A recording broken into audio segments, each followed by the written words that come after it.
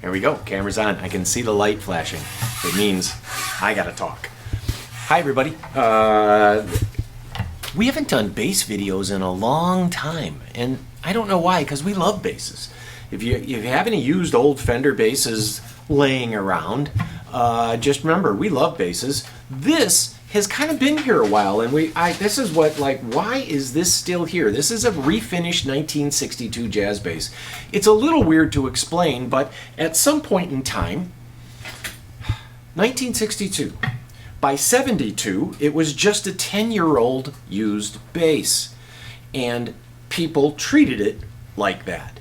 Come later in the 70s, people started using a lot of these new things. Larry DiMarzio started reinventing pickups. Nobody was making pickups in the early 70s. You couldn't buy second-hand pickups. It seems weird today, but there wasn't any system in place that where you could buy some improved pickups.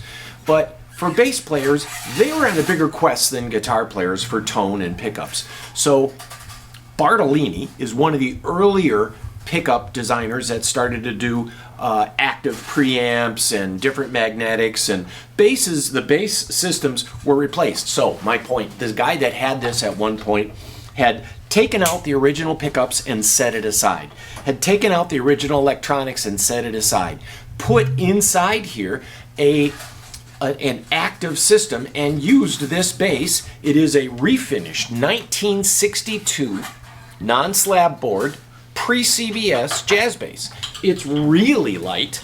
It's got a great neck, that slim taper that everybody's used to, and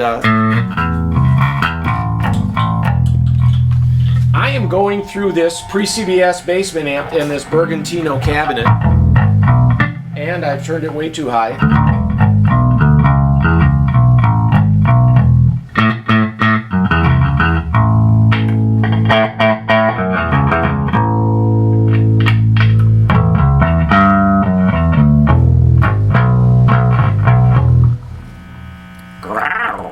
So there's this 1962. I'm kind of surprised nobody comes to us and trades in a couple of things to get a really nice pre-CBS bass. Yes, it's refinished. Yes, it's imperfect. But go look up 1962 jazz basses and keep this in mind. This, I think, is $8,500. There's custom shop stuff that is more than that. So this is the type of thing I think you should trade on. This came in, and it's on consignment from a friend of ours.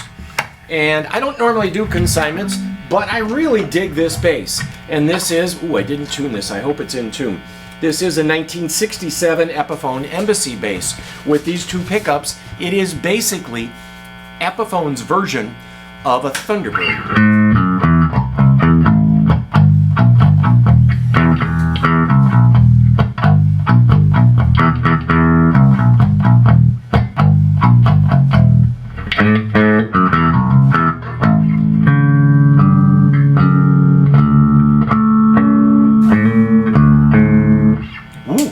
Way out of tune. Anyway, this has a broken headstock, all mahogany construction, Brazilian rosewood board, all those goodies you'd find on the earlier basses. Nice Honduran mahogany, of the likes of which is gone.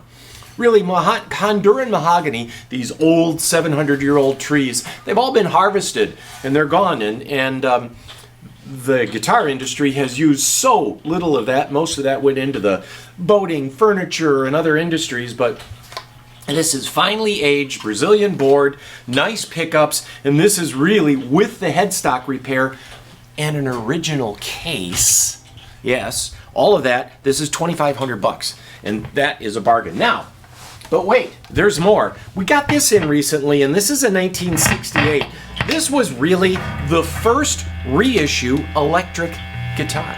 Yes, this was the first reissue electric guitar, and this is a copy of the original bass, which was a 1951 bass, which will be the end of this video, which is coming up soon, I promise. These basses are single coil pickups. You can hear the hum through the amplifier,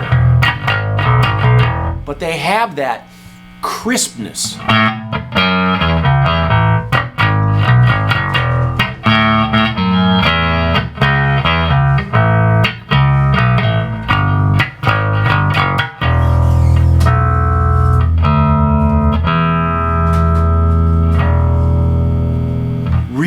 nice crisp, these really sharp edges, because remember the P bass had the rounded edge and the arm cut, so they went back to this earlier design. 68 is the last year Fender does lacquer finishes, so you get all this sexy wear on here, and it's actually wears off really nice. So a real lacquer finish, the original logo, a pretty good job of doing a Dakota red finish, and single coil pickup, covers on it.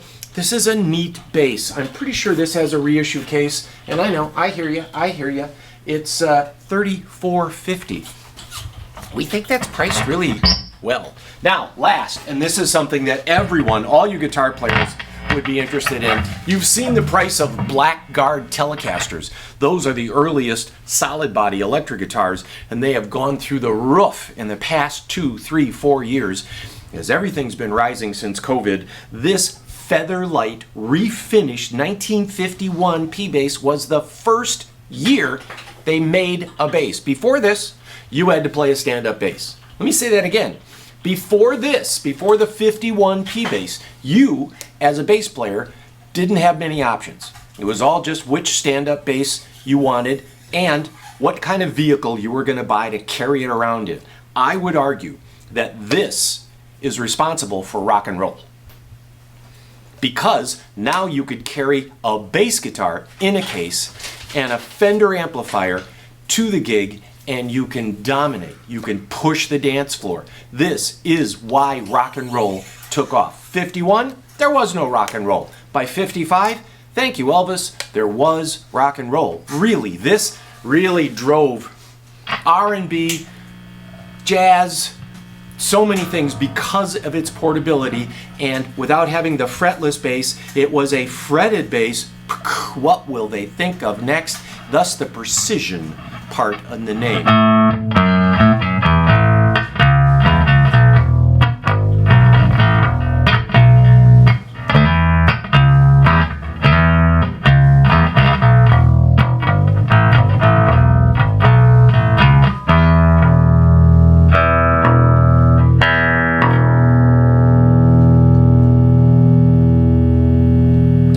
There is a stereo fidelity to these old pickups. There's a magic there that's really hard to explain or define. It's like a really nice meal, and you take that first forkful, you taste all those flavors. Likewise with these. And when they came out, just like the Telecaster, very sharp edges, black fiberboard guard. Many things on this are changed. The important parts, the woods and the pickup, are still here. So you can look at all the pictures online and you can see. We have things down $2,500 for this. Can you imagine? There's Epiphones that are priced in this category. And then this is, I know, I hear you, I know. Wait, it's only 8.5 pounds. This is $92.50. Blackguard Telecasters are going 30 grand used or refinished. So it strikes us that this is an amazing chance to own a piece of American history. So there you go. Just wanted to share that with you. I won't get to the Nash Mustang bass we just got in because there's no time. And I know you guys got stuff to do. You got to go. We do too. Thank you for your time. This is Willie's American Guitars. Give us a call.